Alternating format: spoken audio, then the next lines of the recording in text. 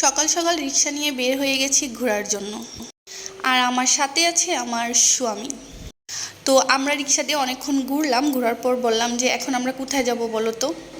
সে বলল তুমি যেখানে যেতে চাও আমি সেখানেই নিয়ে যাব। আর এখানে হচ্ছে ওর কাছে আমার ব্যাগটা দিয়ে রাখছি, কারণ একবার ওর কাছে ব্যাগ দেওয়ার পর আমার ব্যাগ নিতে চায় নাই। তারপর হচ্ছে ওর এমন দোলাই দিছি না, এখন যেখানে যায় সেখানে আমার ব্যাগ ক্যারি করে। মানে আসলে পুরুষ মানুষকে বানাই নিতে হয়, ঠিক আছে। বউয়ের ব্যাগ ক্যারি করবে এখানে লজ্জার কি আছে ভাই? আমার বউয়ের ব্যাগ ক্যারি করতেই পারি আমি।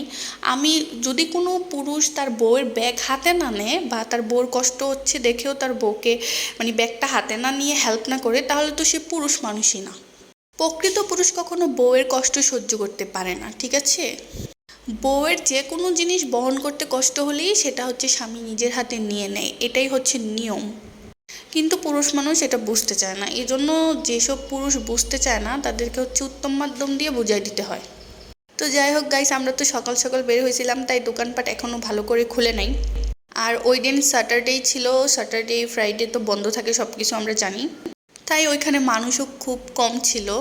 আর এটা কোথায় আপনারা তো সবাই জানেন, এটা হচ্ছে ঢাকা বিশ্ববিদ্যালয়।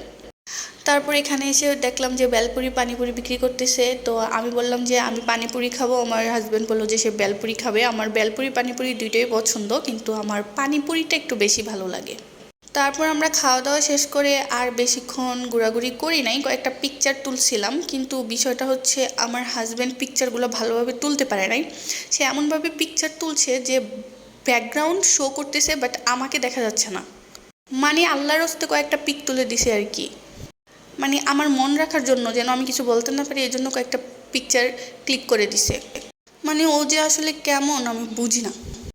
তো যাই হোক, তারপর আমরা এখান থেকে চলে যাচ্ছি হচ্ছে পিলখানায়। পিলখানা হচ্ছে আমার হাজব্যান্ড জব করে, ওইখানে যাওয়ার কারণ হচ্ছে আমার মাদার ইন ল ওইখানে হচ্ছে ট্রিটমেন্ট করার জন্য আসছিল।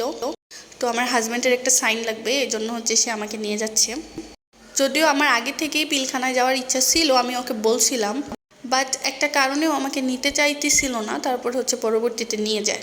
তো পিলখানায় যাওয়ার আগে হচ্ছে আমি একটু ব্রেকফাস্ট করে নিলাম, কারণ আমি সকালবেলা বাসা থেকে না খেয়ে বের হয়েছি, কারণ তাড়াতাড়ি বের হয়ে গেছি, তো এই জন্য আর বাসায় খাওয়া হয়নি।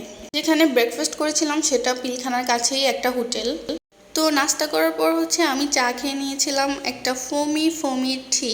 আমি যেখানেই যাই না কেন আমার চা না খেলে আমার খাওয়াটা অপূর্ণ থেকে যায়।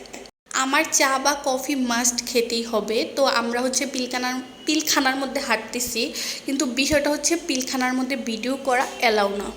তো আমি লুকিয়ে লুকিয়ে ভিডিও করতেছিলাম যেন কোনো সৈনিক আমার ভিডিওতে না আসে, বিকজ এটা হচ্ছে তাদের একটা রুলস। মানে হচ্ছে তারা হচ্ছে তাদেরকে মানে ভিডিওতে ক্যাপচার করা যায় না without any official work or অন্যান্য তাদের যে নিয়ম নীতি এগুলোর বাহিরে। তাই আমি যতটা সম্ভব হচ্ছে কোনো সৈনিক যেন আমার ভিডিওতে না আসে ওই জিনিসটা মাথায় রেখে ভিডিও করতেছিলাম। যদিও ভিডিও করার সময় যদি কেউ দেখতো যে আমি ভিডিও করতেছি, তাহলে আমাকে বলতো যে ভিডিও করবেন না, কারণ এখানে ভিডিও করা নিষেধ। তো যাই হোক, আমি ওইভাবে ডিটেলস আপনাদেরকে কিছুই দেখাতে পারছি না।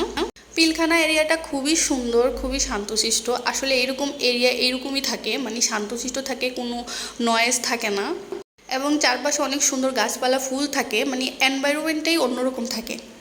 তারপর এখানে আসলাম, আসার পর দেখতেছি অনেকগুলো পাখি খাঁচায় পালতেছে। এটা ওয়ান কাইন্ড অফ ছোটোখাটো একটা চিড়িয়াখানার মতো, মানে মোটামুটি অনেক রকমেরই প্রাণী আছে এখানে। আর এই যে উট পাখির মতো একটা পাখি দেখতেছি, এটা কি উট পাখি না কি পাখি আমি জানি না, যেহেতু উট পাখি আমি সরাসরি কখনো দেখি নাই। আর এটা আমার মনে হচ্ছিল আমাকে দেখে মানে এগিয়ে আসতেছে, মনে হচ্ছে আমি ওকে কিছু একটা দেব।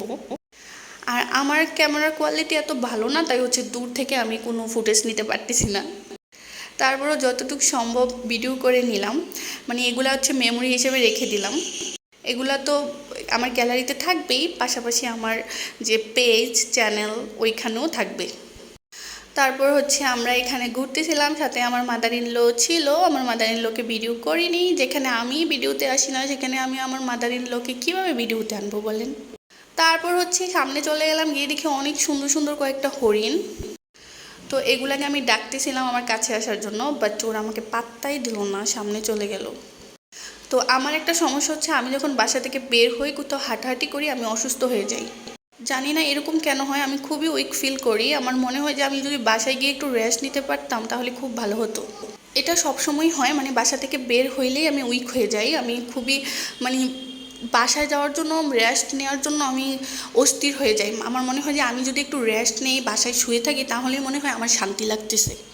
আগে একটা সময় ঘোরাঘুরির জন্য অনেক পাগল ছিলাম, ঘুরতে যাব বা পিক তুলবো, কিন্তু এখন বিশ্বাস করেন আমার বাসা থেকে বের হইতে একদমই ভালো লাগে না। যাই হোক গাইস, আজকের ভিডিওটা এই পর্যন্তই। পরের ভিডিও আসবে আগামী কোনো ব্লগে। সবাই ভালো থাকবেন, সুস্থ থাকবেন। Tata, bye bye.